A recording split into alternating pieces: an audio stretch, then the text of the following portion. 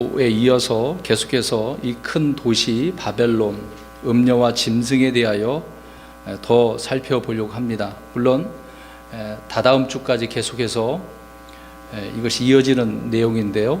어떻게 그 음녀와 짐승이 이제 멸망하게 되어지는가를 17, 18장에 이야기를 해주고 있는 것입니다.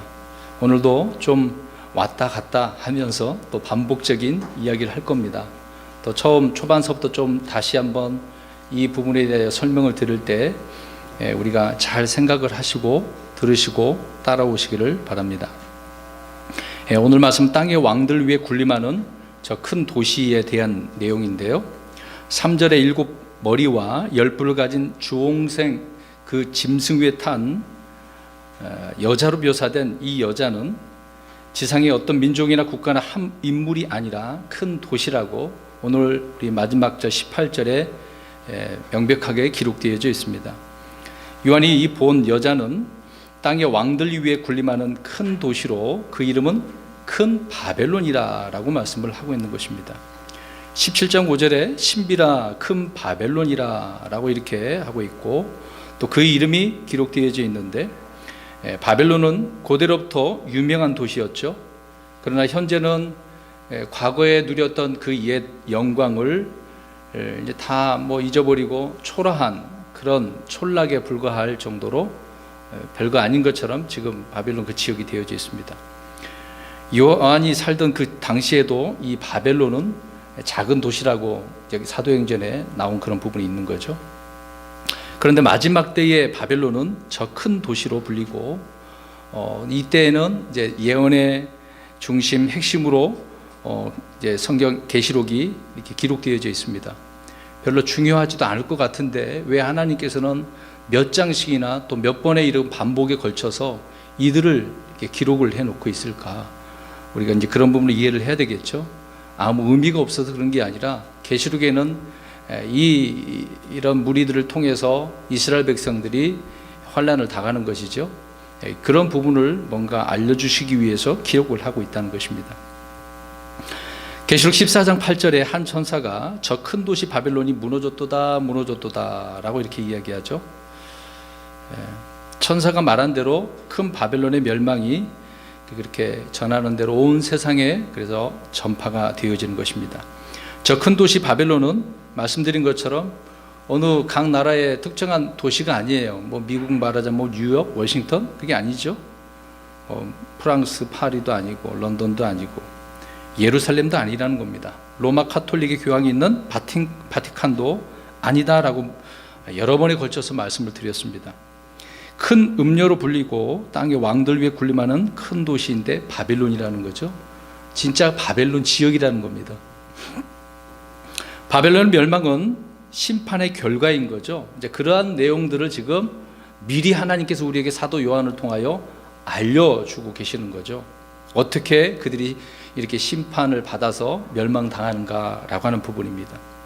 이 땅에 많은 큰 도시들이 죄의 심판으로 멸망한 그런 예들이 많이 있습니다. 계시록에만 이렇게 이들이 큰 도시에 대해 멸망만 나오는 게 아니라 구약서도 살펴보면 많이 나와 있는 거죠. 몇 가지 예를 들어서 말씀드리자면 창세기에 나와 있는 것처럼 소돔과 고모라를 비롯한 그 주변 5 도시들이 음행과 불법으로 말미암아서 불로 심판을 받아 멸망을 당한 그런 예가 있습니다.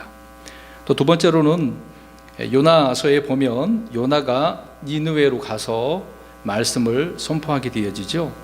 가서 주님께서 너희들을 심판하신다 라고 멸망하게 될 것이다 이제 그런 대언을 하지 않습니까? 그래서 40일이 지나면 니느웨가 무너지리라 라고 이렇게 외치게 되어지니 왕뿐만 아니라 많은 온 백성들이 심지어 짐승까지라도 금식하고 회개하는 그런 모습들이 있었던 거죠.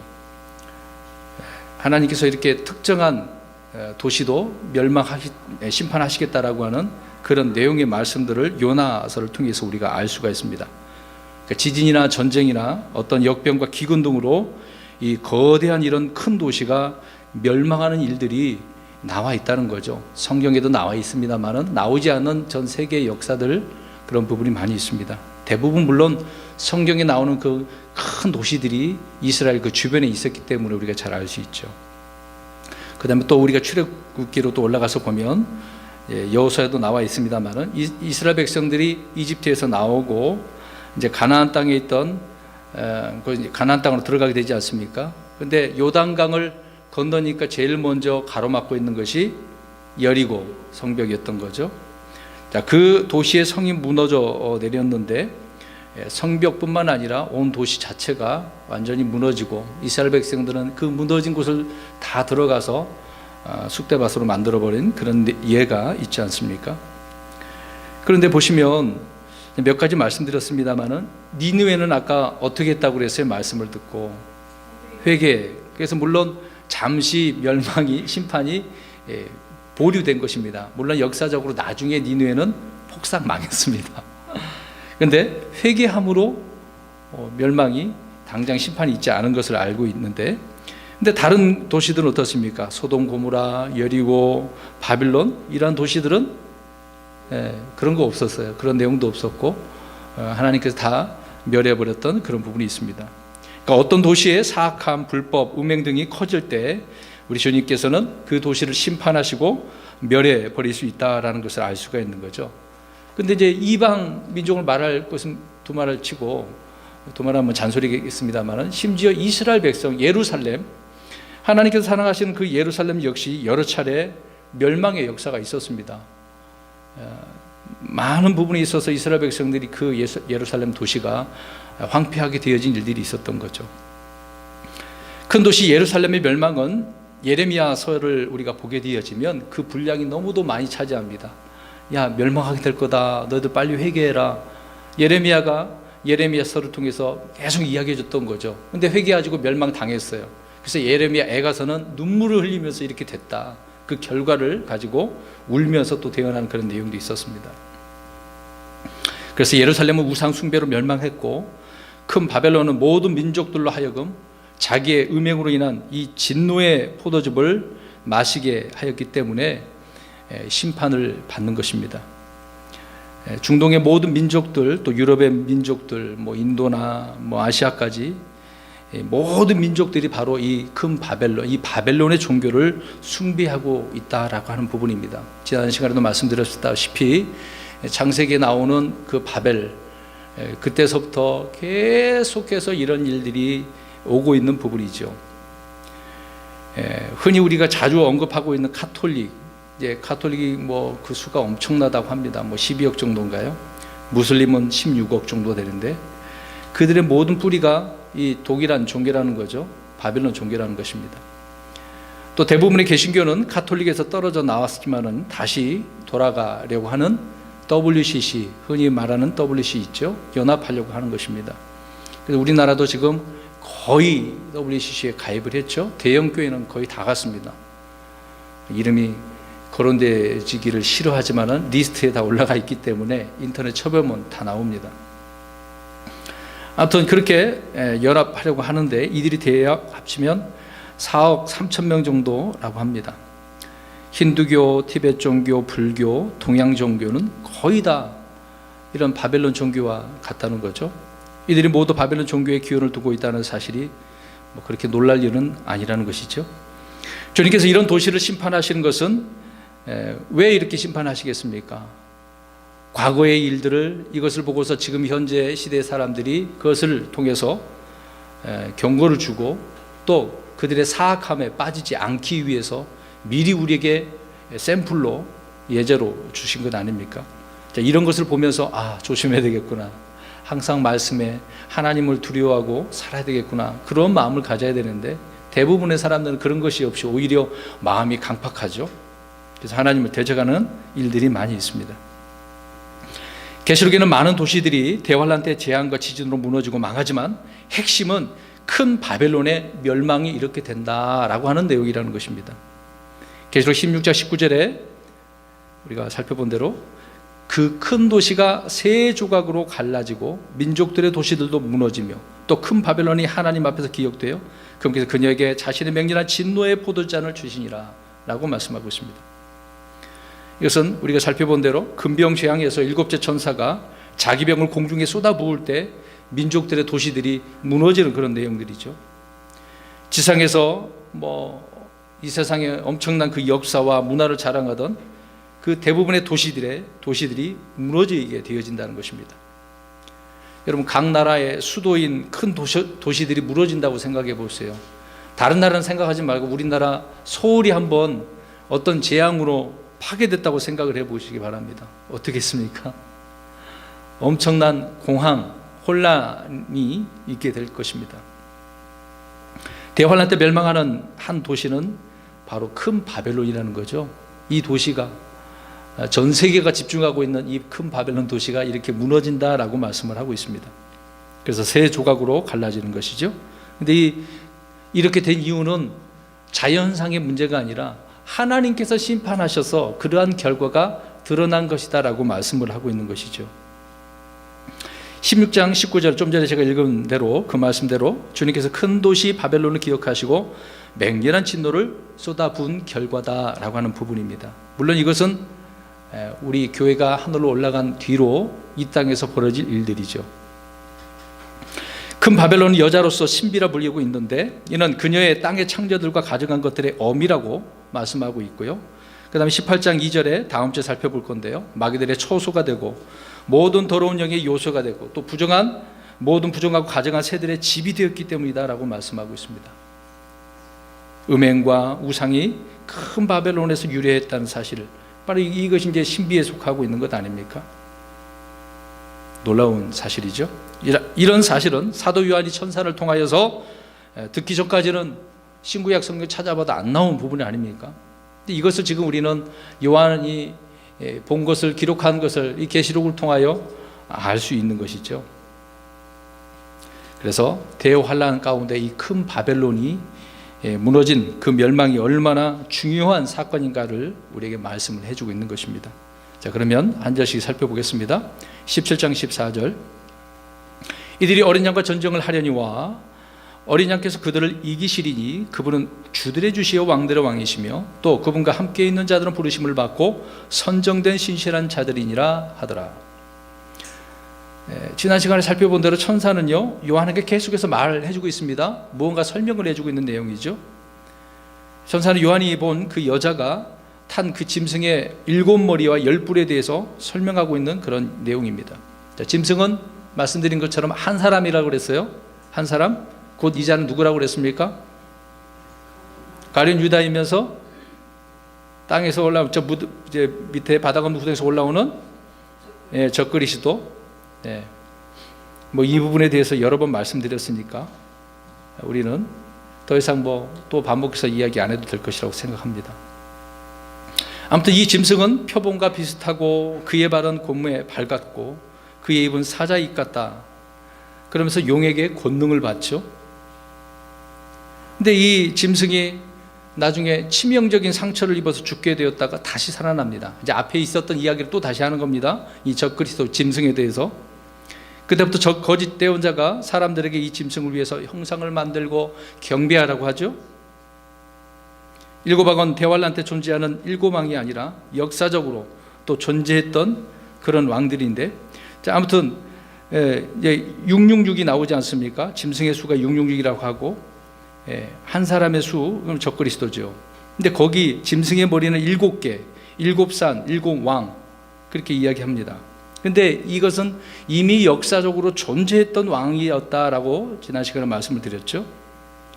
짐승 자신이 7왕이었다라고 말하는 게 아니라, 그렇게 물론 역사적으로 그 왕이 적그리스도를 예표하고 있는 것이기 때문에 이제 그러한 자로 있다가 이제 8번째 왕, 그건 누구라고요? 환란 때 다시 나타날 적그리스도. 이제 그 자가 그 자인데 성경은 이렇게 지금 표현을 해주고 있단 말입니다. 그걸 좀 이해하자는 거죠. 그래서 7왕은 이미 역사적으로 있었던 왕이지만 다시 8번째 왕, 그것이 작은 뿔이 하나가 나오지 않습니까? 그것이 바로 이 적그리스도다, 그 얘기를 하고 있는 겁니다.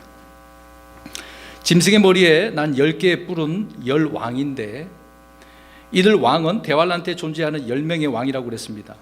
지금 현재는 대통령 공화국이지 않습니까? 근데 이때는 이제 왕정 정치가 되는 거죠. 그러니까 교회가 올라가고 난 다음에 이 땅에서는 뭔가 많은 변화가 있게 되어지는데 그 중에 정치 체계가 이제 왕을 통하여서 이루어지는 부분이라는 것입니다. 그래서 이 왕들이 어느 민족이나 국가의 왕인지는 성경에 기록되어 있지 않습니다. 잘 몰라요. 그러니까 어느 나라 왕인지 잘 모릅니다. 근데 흔히 사람들은 이야기하죠. 열 왕은 유럽 연합이다, 유엔이다, 뭐 EC 10개국이다, 뭐 이렇게 얘기 우리 많이 들어보셨지 않습니까? 근데 사실 그렇지 않잖아요. 뭐 유엔 연합, 유럽 연합도 수가 많기 때문에 분명히 말씀드린 것처럼 이 열 왕은 대환란 때 있을 10명의 왕이라는 것입니다. 앞으로 이 세상에 존재하는 그 10명의 왕으로서 짐승의 그 머리에 있는 뿔들은 짐승으로부터 권위와 자리와 힘을 부여받은 이런 왕들이라는 거죠. 대환란 때 이 땅에 몇 개의 왕국이 존재할지 사실 모릅니다. 그 외에 왕국이 더 있을지도 모릅니다. 그런데 성경은 지금 10왕에 대한 이야기를 하고 있으니까요. 그런데 이 10왕은 짐승과 더불어서 1시간 동안 17장 12절에 지난 시간에 우리 살펴보았죠. 1시간 동안 왕으로서 권능을 받습니다.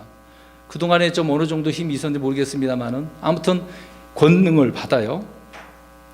근데 권능을 받아서 한 생각을 가지고 서로 다 마찬가지죠. 자기들의 권능과 힘을 누구에게 준다고 말씀드렸습니까? 13절에 누구에게 줍니까? 짐승에게 주는 거죠. 그렇게 되므로 이제 지상의 모든 정치 권력, 군사력 또 모든 것들이 누구에게 집중됩니까? 짐승에게 집중되어지죠. 그래서 세계 단일 종교와 단일 국가와 단일 정치 체계 또 단일 지도자인 시대가 오게 되어지는 거죠. 지금까지 세상은 민족과 민족끼리 나라와 나라끼리 이렇게 서로 싸웠지만은 이제 이 정치 한 체계 안에서 그들이 다 모였는데 누구를 대적하려고? 예수님, 어린 양이신 우리 주님과 전쟁을 벌이려고 이제 나아오게 되어진다. 이제 그 얘기를 우리가 나눴었습니다. 그래서 그 전쟁이 무슨 전쟁이라고 하죠? 아마겟돈. 우리 성경을 또 한번 보겠습니다. 시편 2편 1절에서 3절. 시편 2편은 우리 예수님에 대한 이야기죠. 근데 이교도들이 악한 자들이 주님을 대적하려고 어떻게 나오는지 미리 여기서도 언급을 하고 있는 겁니다. 근데 이 대환란 때 이렇게 표현되고 있는 것이죠. 시편 2편 1절에서 3절 읽겠습니다. 시작. 어찌하여 이 교도들이 경노하며 백성이 헛된 일을 꾀하는가? 땅의 왕들이 스스로 나서며 치리자들이 함께 의논하여 주와 그분의 기름 부음 받은 자를 대적하며 이르기를 그들이 결박한 것을 우리가 끊고 그들이 묶은 줄을 우리에게서 내던지자 하는도다. 아멘. 이 교도들이 경노를 하네요. 뭔가 꾸미고 있습니다. 땅의 왕들이 스스로 나서서 함께 의논하죠. 치리자들이. 그래서 어떻게 하려고? 주와 기름 부은 자를 대적하려고. 자, 그런 내용입니다. 그러니까 땅의 왕들은 함께 이렇게 연합을 해서 주와 그분의 기름 부은 자를 대적하는데 이 전쟁이 바로 아마겟돈 전쟁이다라고 하는 부분입니다. 오늘 보면 다시 14절 보시고요. 14절 다시 보십시오. 이들이 어린 양과 전쟁하려니와 라고 말씀하고 있습니다. 어린 양께서 그들을 이기시리니 이제 전쟁하려고 했는데 어떻게 됐어요? 이기지 못하죠? 왜? 어린 양이 이기셨으니까.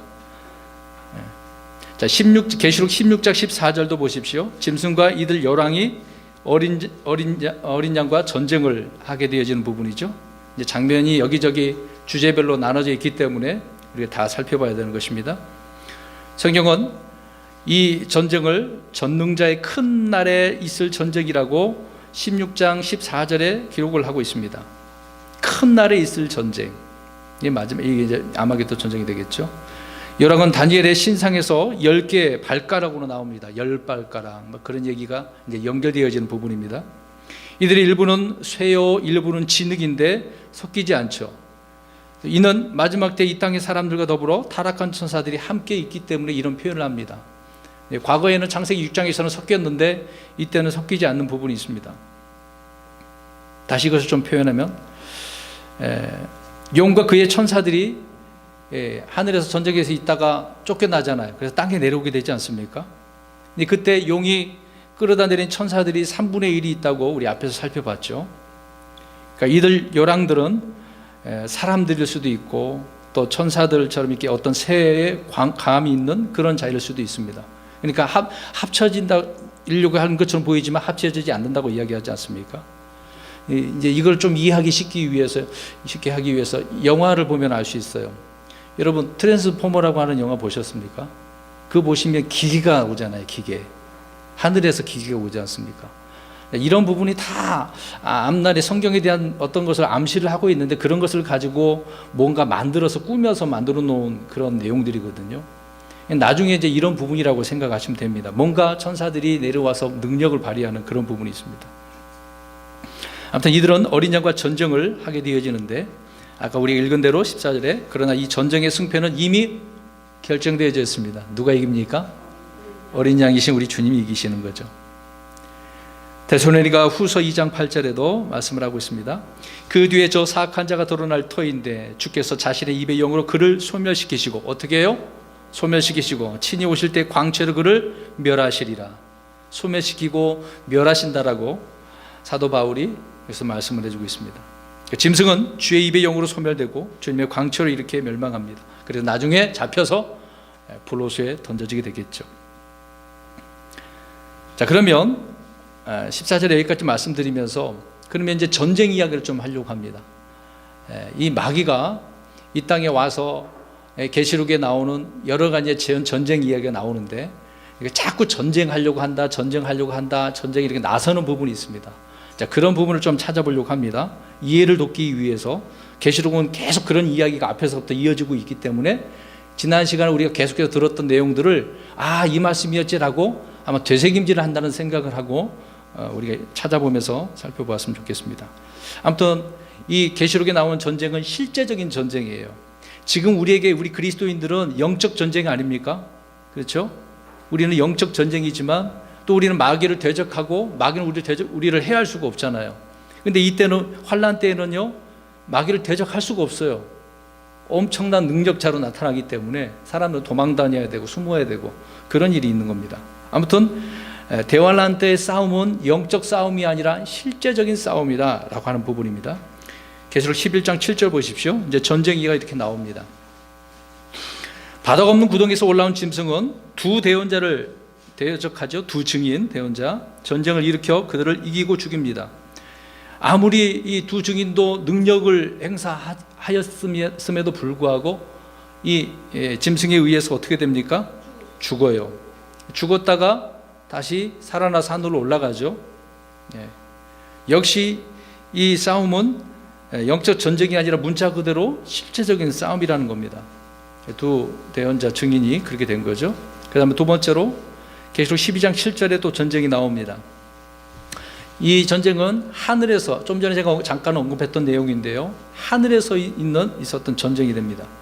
용과 그의 천사들은 누구와 또 싸웁니까? 미가엘과 그의 천사들. 이렇게 용과 싸우는데 용과 그의 천사들도 싸우지만 계시록 12장 7절에 보니까 이겼어요, 졌어요? 졌죠. 그래서 패하고 그래서 쫓겨나게 되어지는 부분입니다. 그래서 더 이상 하늘에 있지를 못하고 땅으로 내려와서 있게 되어지는 거죠. 세 번째 12장 17절 보시면 땅에 내려온 용은 그럼 또 싸우려고 그래요. 여자에게 진노하죠. 이 여자는 이스라엘이라고 말씀드렸습니다. 그녀의 시중에서 남은 자들과 전쟁을 하려고 하죠. 또 하나님의 명령들을 지키고 예수 그리스도의 증언을 가진 그런 사람들을 말하고 있는데 이 남은 자들은 광야로 도망을 가야 합니다. 역시 문자 그대로 도망가지 못하면 잡히면 어떻게 됩니까? 죽는 거죠. 그래서 환난 때 환난 성도들은 피하거나 숨어야 된다는 겁니다. 잘 피해 다니는 것도 이제 그 당시에는 믿음이에요. 그렇게 말씀대로 하라고 그랬으니까 말씀대로 해야 되겠죠. 네 번째로 13장 4절에 보면 용은 짐승에게 자신의 모든 권능을 주어서 전쟁하게 합니다. 그래서 예수 그리스도께 대항을 해서 전쟁을 벌이게 되어지는 거죠. 역시 이 짐승은 막 전사로 주님께서 전사이었던 것처럼 싸우려고 나타난 그런 장면이 계시록 13장 4절에 기록되어 있습니다. 그 다음에 13장 7절에 보니까 짐승은 이제는 또 성도들과 전쟁하여 이기는 것을 허락받습니다. 그래서 모든 족속과 언어와 민족들을 다스리는 권능까지 받았기 때문에 이 환난 성도들은 살아갈 수가 없어요. 도망 다녀야 됩니다. 붙잡히면 경배를 해야 되겠죠. 근데 경배 안 해. 그러면 죽임을 당하는 겁니다. 말씀드린 것처럼 오늘날의 신약교회는 마귀를 어떻게 해요? 이길 수 있어요? 없어요? 마귀가 우리를 못 이겨요. 이미. 그렇죠. 마태복음 16장 18절에 예수 그리스도 교회를 이길 수 없다라고 말씀을 하고 있는 겁니다. 그래서 우리는 죽어도 살잖아요. 그러나 환난 때, 대환난 때는 마귀가 성도들과 전쟁하여 이깁니다. 환난 성도들이 이길 수 없다는 이야기죠.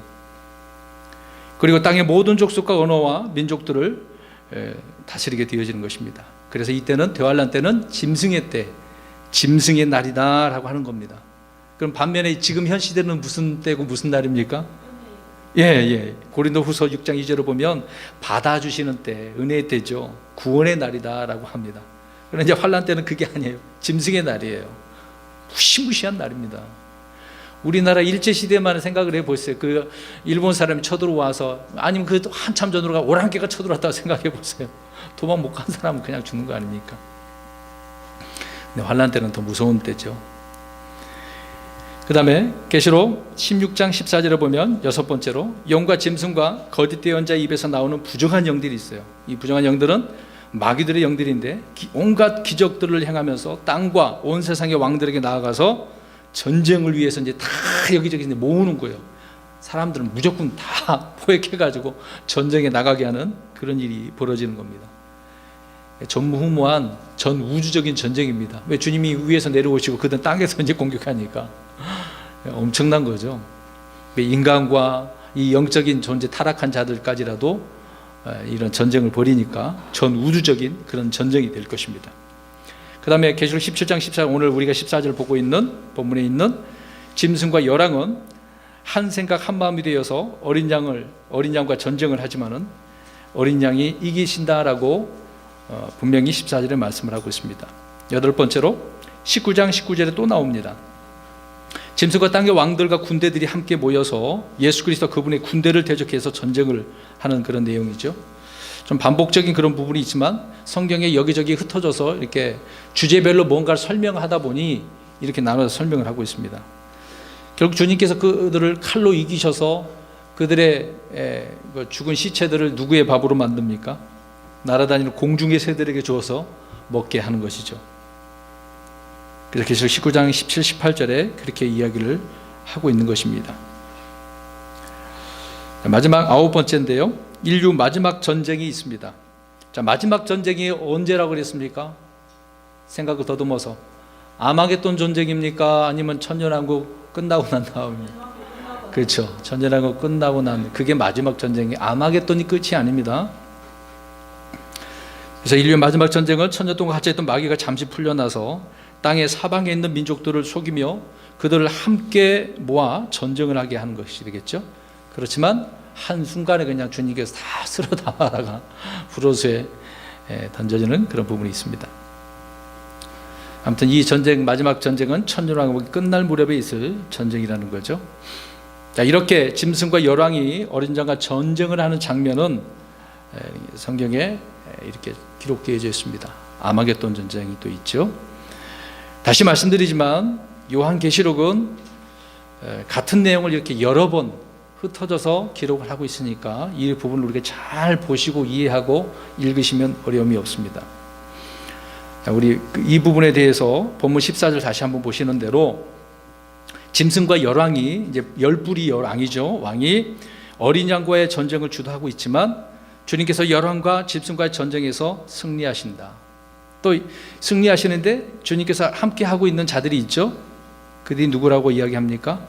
함께 있는 자들은 부르심을 받고 선정된 신실한 자들이다. 거기까지만 보면 될 것 같습니다.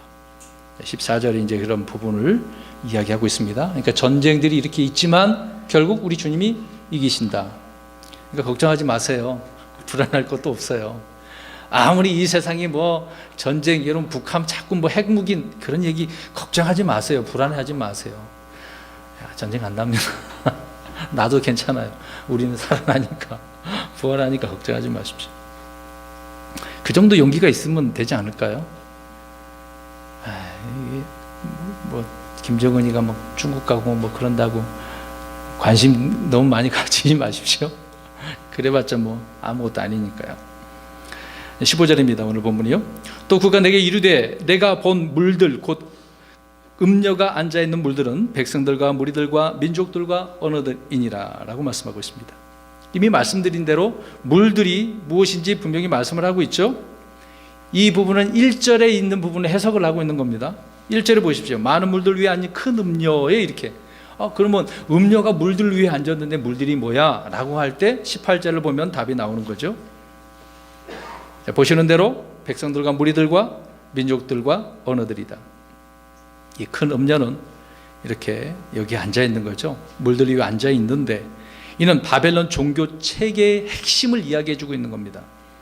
큰 바벨론의 종교 체계는 저번에 말씀드린 것처럼 여신을 숭배하죠. 또 여신 그러면은 항상 여자하고 또 누가 있어요? 또 금방 또 잊어버리셨네요. 여신이 있으면 항상 따라붙는 같이 다니는 게 있잖아요. 예? 아기, 아들, 여자와 아들. 이방 종교는 이교도들은 항상 이런 식입니다. 여신이 있다라고 하면 분명히 옆에 뭐가 조그만 애가 하나 붙어 있어요. 그 아들이에요, 아들. 로마 카톨릭을 비롯해서 중동, 아시아, 유럽 전 지역에 이렇게 널리 퍼져 있는 종교가 바로 이 여신 숭배, 여자와 아들입니다. 또 나온 이야기는 로마 카톨릭이 바로 이 부분 아닙니까? 하늘의 여왕, 하늘의 어머니라고 하는 마리아를 그들이 숭배하고 있는 거죠. 이는 로마 카톨릭이 만들어낸 것이 아니라 이미 언제부터 내려오는 거라고요? 바벨론, 이브로 바벨론서부터 내려오는 겁니다. 그들이 그거를 받아들인 것뿐이에요. 역사적 저도 개신교 이제 장로교 때 이제 교회사가 있어서 배운 것인데 시간이 얼마 지나고 난 다음에 다른 데도 이렇게 여신이 있다 그런 식으로 그들이 받아들였대요. 왜? 거부하면은 그들이 그걸 인정 안 해주면은 그들에게 포교가 안 되니까 학교에서 그렇게 가르쳐 주더라고요. 아무튼 이들이 받아들인 거다라고 하는 부분입니다. 이 종교는 하나님을 경배하는 이스라엘 안에도 침투해져 있었어요. 자, 그 구절을 봅니다. 지금 뭐 가톨릭만 욕할 필요도 없어요. 이스라엘이 이미 그런 적이 있었으니까. 예레미야 7장 18절 보십시오. 또 44장도 봐야 됩니다. 예레미야 7장 18절. 그러니까 이 종교가 다른 지역에 있는 것은 두말할 필요도 없이 아주 중요한 이스라엘 내에 있었다는 겁니다. 얼마나 사탄이 치밀한지 교활한지 알 수 있어요. 7장 18절 예레미야 시작. 자녀들은 나무를 모으고 아버지들은 불을 피우며 여인들은 가루를 반죽해서 납작한 빵을 만들어 하늘의 여왕에게 바치고 다른 신들에게 음료 업무를 부음으로 내 분노를 일으키느니라. 아멘. 이스라엘 백성들이 가나안 땅에 들어가서 한 일이 이거였었어요. 하나님을 버리고 하나님께서 어떤 일을 보여줬던 그런 것들을 기억하지 않냐고 이방 종교, 이방 신들을 따른 거죠. 그 중에 하늘의 여왕, 그러니까 바알, 아스다롯, 남자와 여자거든요.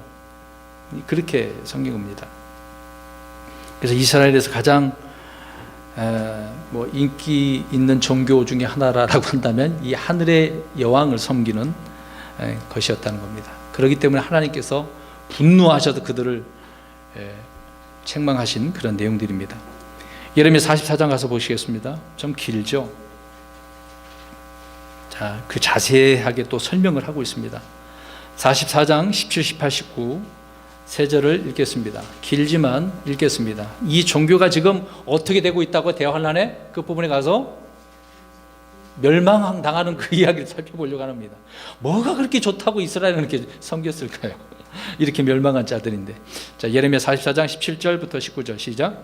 무엇이든지 우리 입에서 나아가는 것을 반드시 행하여 우리가 행하던 대로 곧 우리와 우리 조상들과 우리 왕들과 우리 통치자들이 유다의 도시들과 예루살렘의 거리들에서 행하던 대로 하늘의 여왕에게 분향하고 그 여왕에게 음료 업무를 부으리라.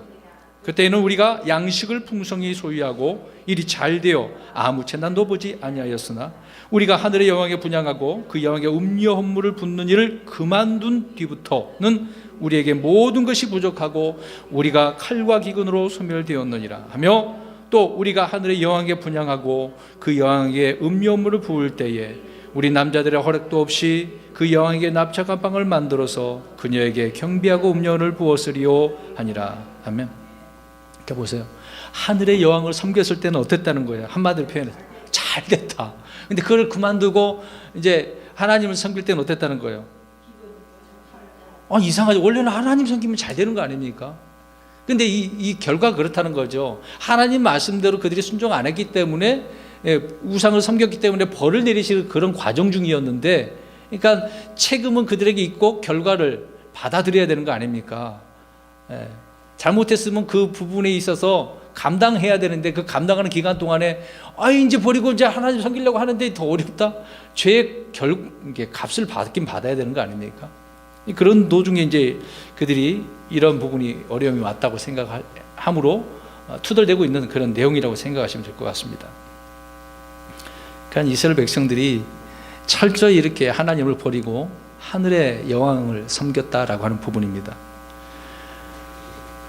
그래서 유대인들 사이에 그렇게 퍼졌으니까 위로는 왕들과 통치자들로부터 온 백성들이 다 이렇게 널리 행했다는 이야기 아닙니까?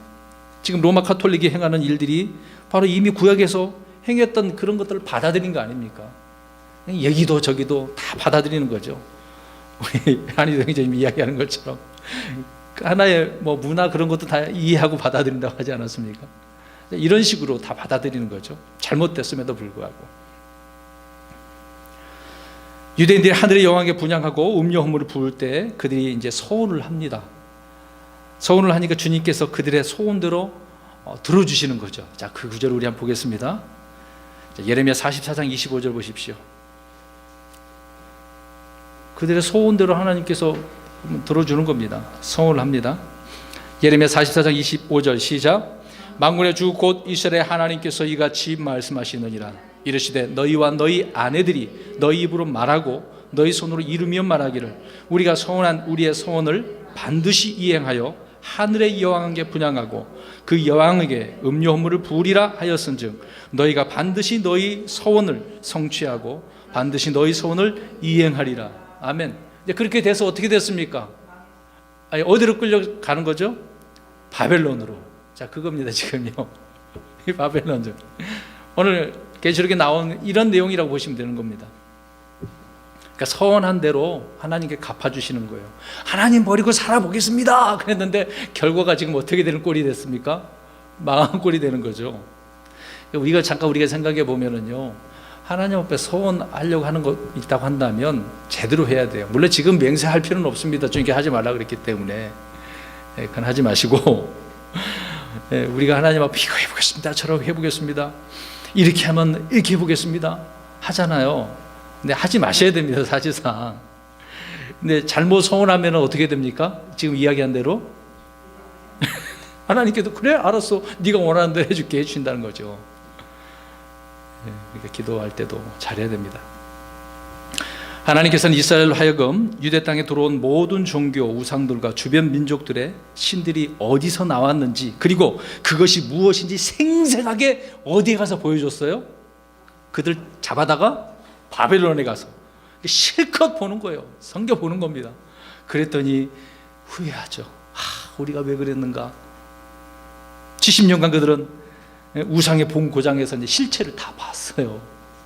다 보고 나니까 이제 돌아와서 에스라, 느헤미야 이렇게 돌아왔어요. 그래서 철저히 어떻게 합니까?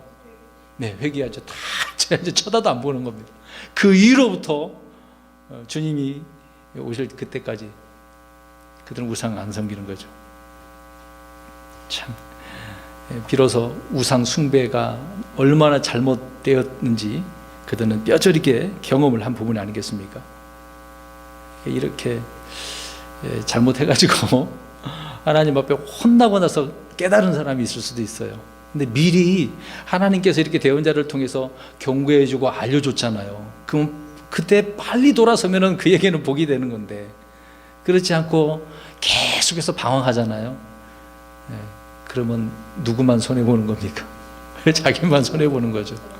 고통과 시간과 어떤 물질도 낭비하고 괴롭지 않습니까? 항상 우리는 말씀에 귀를 기울여야 한다는 것입니다.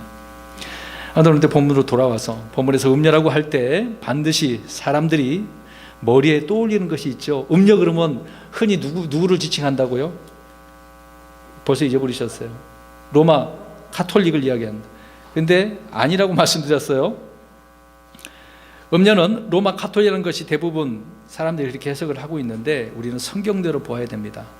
큰 도시 큰 바벨론이라고 그랬죠. 큰 도시 큰 바벨론. 또 말씀드립니다마는 이 바벨론은 어디에 있는 겁니까? 저 로마에 있는 겁니까? 아니죠. 전혀 지역도 다르다는 것이죠. 그래서 적그리스도는 그곳에서 이렇게 정치 체계를 이룰 것이고 또 음녀는 종교 체계를 이루게 될 것입니다. 우리가 흔히 카톨릭을 부르는 그 종교는 로마 카톨릭과 동방 정교회로 이렇게 나눠지지 않습니까? 원래는 하나였잖아요. 근데 또 거기에서 카톨릭에서 뭐가 또 하나 또 튀어나옵니까? 개신교회가 나오죠.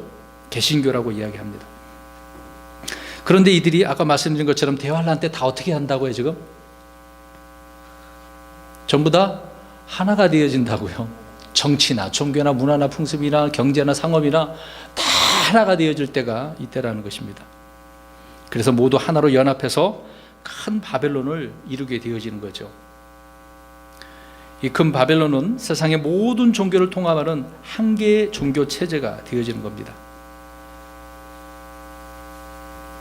에베소에 보면은 다이아나 신전이 있죠. 시리아의 아스타롯, 이집트의 이시스, 중국에는 뭘 섬긴다고 합니까? 식물하고 한다고 하는데, 그렇죠. 이 모든 것들이 다 어디에서 나온 거라고요? 바벨론. 근데 이 모든 것들이 결국은 결과가 오늘 본문에 뭐라고 그랬습니까? 망하게 되어지는 것이다. 그것이 이제 15절 말씀입니다. 자, 16절 보십시오. 오늘 본문의 16절입니다. 17장 16절. 내가 본 열불 곧 짐승 위에 있는 이것들이 그 음녀를 미워하여 황폐하게 하고 벌거벗게 하며 그녀의 살을 먹고 그녀를 불로 태우리라. 이 구절을 보면 희한한 내용이 담겨져 있습니다. 앞절에서 보면은 짐승의 머리에 난 열불은 서로 한 생각을 가지고 권능과 힘을 누구에게 줬다고 그랬어요? 짐승에게. 여자에게 준 것이라고요? 아니죠. 짐승에게 줬어요. 여자는 지금 짐승 위에 타고 있을 뿐이죠. 오늘 잘 봐야 됩니다. 근데 성경은 여자에게 아니라 짐승에게 준다고 말씀하고 있고, 이 열불 즉 열왕은 그 음녀를 어떻게 해요? 미워하고 있네요. 아직 같이 이렇게 하나가 됐는데 왜 미워하고 있을까? 근데 그녀를 미워하고 황폐하게 만들고 벌거벗게 만들고 그녀의 살을 먹고 불로 태운대요. 이게 도대체 무슨 이야기죠? 엄청난 일이 지금 벌어지고 있는 장면입니다. 큰 음녀가 이상하게도 왕들 가운데 어떤 보호를 받고 사랑도 받고 친절함을 받아야 되는 거 아닙니까? 이제 그런 것이 아니라 미움을 받고 있는 거죠. 짐승과 한 마음이 된 왕들은 음녀와 한 마음이 되지 않고 있는 부분이 뭔가 지금 틀어진 부분이 있는 거죠. 왜 이들은 그러면 음녀를 미워하고 황폐하게 한 것일까요? 우리 한번 또 살펴봅니다. 그럼 이 열불에 대해서 우리 살펴볼 거예요. 지금 열왕이 미워했다고 그랬으니까 우리 다니엘서 가서 보겠습니다. 이 말씀과 또 계시록과 짝을 이루고 있기 때문에 다니엘 7장 7절, 그 다음에 20절, 그 다음에 24절 보겠습니다. 7절, 다니엘서 7장 7절입니다. 시작. 이일 뒤에 내가 밤에 환상들 속에서 보는데 보라, 넷째 짐승은 두렵고 무서우며 힘이 강하고 또 큰 쇠 이빨을 가지고 있어서 삼키며 산산조각내고 그 나머지를 자기 발로 짓밟았더라. 그 짐승은 그것 전에 있던 모든 짐승과 다르고 또 열뿔을 가졌더라. 아멘. 다니엘이 본 환상에서 이번 이 짐승은 두렵고 무섭고 강하고 큰 쇠이빨을 가졌네요. 근데 이제는 무엇을 가졌어요? 열뿔을 가졌네요. 오늘 사도 요한이 본 짐승과 같은 짐승, 같은 인물을 말하고 있는 것입니다. 자, 20절 또 보십시오. 다니엘서 7장 20절. 열뿔을 보는 겁니다. 시작. 또 내가 그의 머리에 있던 열뿔과 또 솟아난 다른 뿔에 대한 진실을 알고자 하였는데 그것 앞에서 세계가 넘어졌더라. 그 뿔에는 눈들도 있고 심히 큰 일들을 말하는 입도 있더라. 그것의 모습이 그의 동료들보다 더 견고하더라. 즉 우리가 계시록 17장에서 열 뿔은 열왕임을 천사가 설명해 준 부분 아닙니까? 이 뿔은 지금 왕이죠. 근데 뿔 외에 솟아난 다른 뿔이 있네요. 근데 이 뿔은 8절에서 본 그 작은 뿔인데 누구다라고 이야기했습니까? 여덟 번째 왕 적그리스도라고 했죠. 네. 그 다음 24절 보십시오. 다니엘서 7장 24절 계속 열뿔 이야기가 나옵니다. 반복적으로 나와요. 시작. 또 이 왕국에서 나온 열뿔은 앞으로 일어날 열 왕이요 그들 위에 다른 왕이 일어날 터인데 그는 먼저 있던 자들과 다르고 또 새 왕을 정복하리라. 자, 이렇게 반복해서 열뿔이 나오는데요, 이들은 앞으로 일어날 열 왕이라고 말을 합니다. 앞으로 일어날 왕, 그것이 이제 환란 때 일어날 왕이죠. 열 왕. 계시록 17장에서 요한이 본 짐승의 뿔과 정확히 일치하고 있는 거죠. 그래서 열뿔 외에 작은 뿔의 정체는 다니엘서 8장 또 9절 10절에 말씀을 하고 있습니다. 그들 중에 하나에서 또 작은 뿔 하나가 나서 남쪽과 동쪽과 또 그 기쁨의 땅을 향하여 심히 커지더니 그것이 하늘의 군대에 이르기까지 커져서 그 군대와 별들 중에 얼마를 땅에 던지며 그것들을 짓밟더라. 이렇게 다니엘은 이것을 땅에서 환상을 보고 대언을 해주고 있고, 사도 요한은 영 안에서 하늘로 올라가서 지금 이것을 듣고 기록을 해주고 있는 장면이죠. 자, 이렇게 열 뿔이 누군가를 성경은 말씀을 하고 있는 겁니다. 다시 오늘 본문의 16절을 가서 보시고, 자, 이 열뿔 왕은 짐승 위에 있는 뿔이지 여자 위에 있는 뿔이 아니라는 것입니다. 여자는 큰 도시인데 민족들과 백성들과 언어들 위에 앉아 있는 도시라고 그랬죠. 같이 생각하면 안 된다라는 것을 지금 나눠서 말씀드리는 겁니다. 이 큰 도시는 그래서 세계 정부의 종교와 정치와 상업과 무역과 모든 중심인 도시가 되어진다는 것입니다. 그런데 이 왕들은 그 도시를 이제는 어떻게 합니까? 그 여자를 미워하고 버리게 되어지는 거죠. 이제 흔히 이렇게 생각하면 됩니다. 토사구팽이란 말 들어보셨나요? 사냥할 때는 개를 가지고 이렇게 다 써먹습니다. 이제 다 하고 나서 어떻게 하는가? 잡아먹는 거죠. 잡아먹는 겁니다. 써먹고 버리는 거죠. 이제 더 이상 쓸모없게 된 것입니다. 잘 보셔야 됩니다. 정치가 이제 종교를 버리는 거죠. 이제 더 이상 너희를 쓸모가 없어. 너희들이 하는 일까지 끝났어. 이제 배신하는 그런 내용이라고 생각하시면 될 것입니다. 사악한 자들의 부정한 이 연합은 그래서 오래가지 못한다는 사실을 우리는 성경을 통해서 알 수 있는 거죠. 짐승은 더 이상 음녀인 여자를 필요하지 않게 되어지는 겁니다. 효용 가치가 없는 것이니까요. 그런데 바벨론의 멸망을 통해 보면은요, 점점점 이제 멸망이 오게 되어지는데 하나님께서는 그를 통해서 이제 그 정치와 종교가 붙어 있지 못하도록 서로 싸우게 만드는 겁니다. 또 이런 말이 있죠. 이의제의. 오랑캐를 들어서 오랑캐를 멸하게 하는 장면이죠. 그러니까 주님께서는 그들은 이제 한 번에 심판하시긴 하시는데요, 그들 안에 이런 내분이 일어나게 하시는 것입니다. 서로 간에 뭔가 암투가 생기는 것이고 어떤 권력이 있지 않습니까?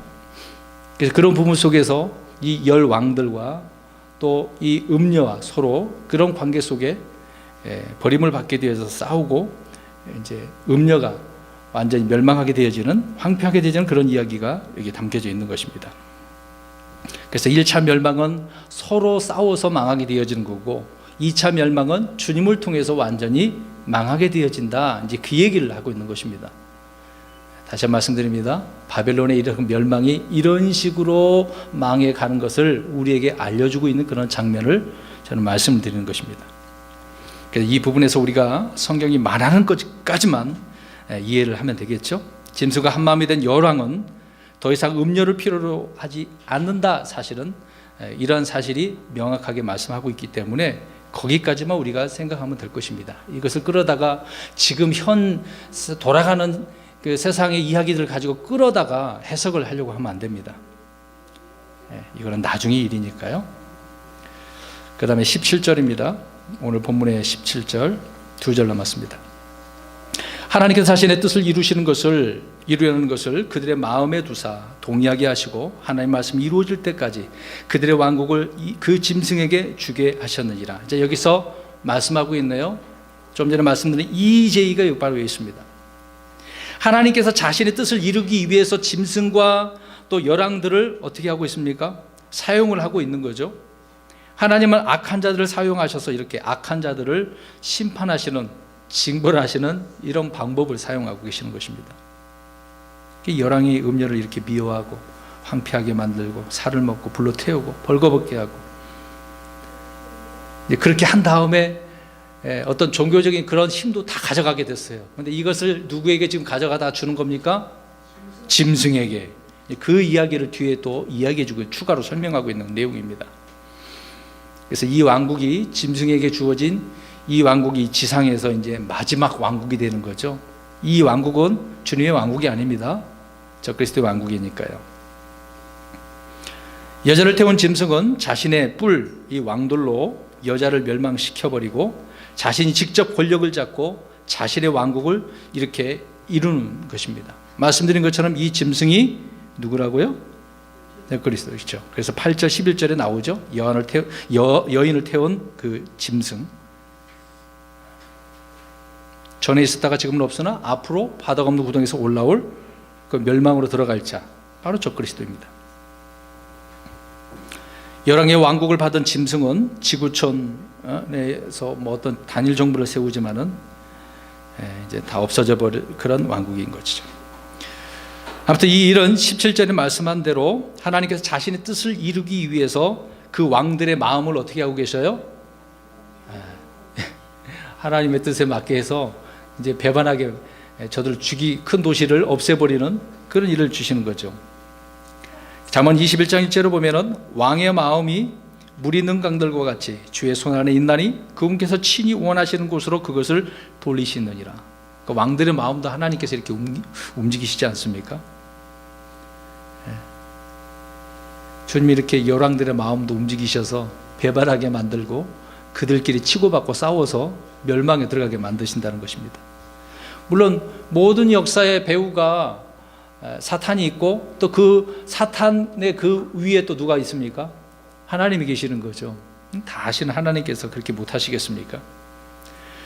여러분, 에스라서 1장 1절에 보면 이스라엘 백성들을 다시 보내기 위해서 하나님께서는 고레스의 왕의 마음을 감동시켜 주지 않습니까? 그 영을 하나님께서 감동시켜 주시니까 고레스가 선포를 하잖아요.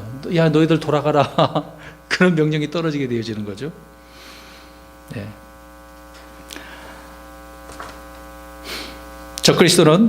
그와 같이 적그리스도는 대환란 때 이 땅의 사람들을 시험하고 심판하기 위해서 주님이 이렇게 사용하시는 도끼요 칼의 도구로 쓰임 받는 겁니다. 그러니까 큰 음료도 쓰임 받고 그렇게 버림받는 것처럼 왕들도 그럴 뿐더러 짐승도 마찬가지라는 것입니다. 이게 하나님께서는 그들을 따라서 하나님을 대적하는 많은 사람들도 심판하셔야 되기 때문에 그래서 그들을 시험하시는 것 아니겠습니까? 그럼 대환란 때 우리가 좀 생각해 보면 대환란 때 이렇다고 한다면 지금 이 은혜의 시대 때는 어떨까요? 불신자는 제외하고 우리 믿는 사람들 가운데서도 주님을 제대로 섬기는 사람도 있고 그러지 못하는 사람도 있을 수도 있습니다. 또 흔히 이런 말이 있잖아요. 우리는 의의 도구로 사용되어져야 되는데 불의의 도구로 쓰임받는 사람이 있잖아요. 은혜의 시대 때에도 마귀가 역사를 합니다. 아무리 그리스도인이라 할지라도 망쳐버리려고 삼키려고 얼마나 애를 씁니까? 그래서 순간적으로 어떤 나쁜 생각이 든다든가 거짓말하게 만든다든가 죄에 빠지게 한다든가 그러므로 인해서 우리는 불의의 도구로 사탄의 도구로 쓰임받을 수 있다라고 하는 부분입니다. 그렇기 때문에 여러 환경들이 우리에게 주어질 때 잘 살펴봐야 된다는 거죠. 도대체 이런 일들은 누구에게서 오는 것인가? 이 시험이 나를 망치게 하는 것인가? 아니면 나를 유익되게 하는 것인가? 그렇게 우리는 파악을 해야 되는 건 아니겠습니까? 덧붙여서 이렇게 설명을 드렸는데요. 아무튼 대환란 때 이렇게 하나님께서는 악한 자들을 들어서 악한 자를 심판할 때 이렇게 많은 사람들을 시험하고 있는 것처럼 지금 은혜 시대도 그렇게 되어지는 것을 우리가 기억을 하고 시험에 들지 않는 저와 여러분의 삶이 되기를 바랍니다. 그래서 피할 길도 주신다고 하니까요, 주님을 의지해야 되겠죠.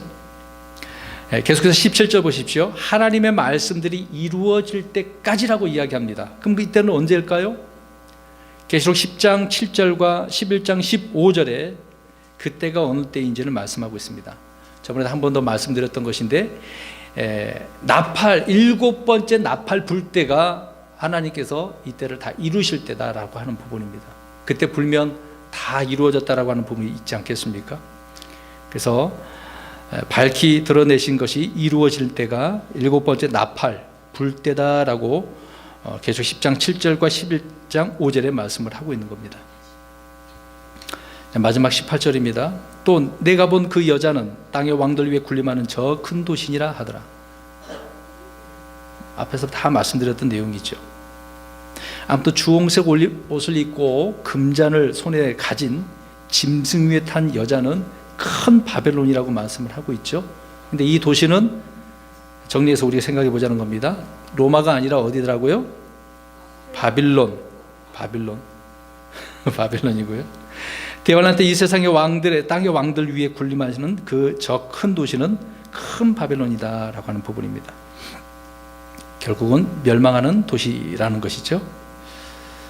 아무튼 하나님께서 그들을 큰 진노의 포도즙의 틀에 집어넣기 위해서 이런 일들을 계획하시고 이루시는 과정들을 우리가 살펴보았습니다. 그래서 사랑하는 성도 여러분, 우리 이런 것을 보면서 주님께서 이미 승리의 계가를 부를 수 있도록 다 기록을 해놓고 있는 거 아닙니까? 정해진 거잖아요. 그럼 우리 신약 그리스도인들은 이미 정해진 이런 말씀들을 보고서 날마다 주님은 이런 승리의 주님이라는 것을 생각하고 찬양하면서 나아가야 되는 건 당연하겠죠.